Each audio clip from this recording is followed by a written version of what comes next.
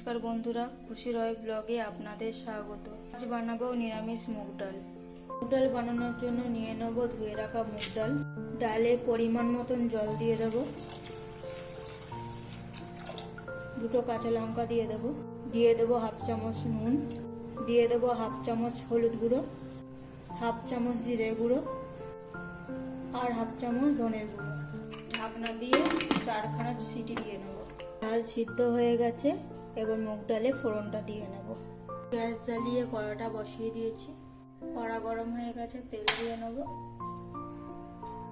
তেল গরম হয়ে গেছে, একটা তেজপাতা দিয়ে দেবো, একটা গোটা লঙ্কা দিয়ে দেবো, 1 চামচ জিরে, 4টে এলাচ, 4টে লবঙ্গ, 2 টুকরো দারচিনি। এর মধ্যে দিয়ে দেবো টমেটো, দিয়ে দেবো আদা বাটা। আদার কাঁচা গন্ধটা চলে গেছে, দিয়ে দেবো এর মধ্যে ডাল। এর মধ্যে দিয়ে দিলাম অল্প করে জল। এবার ডালটা ফুটিয়ে নেব।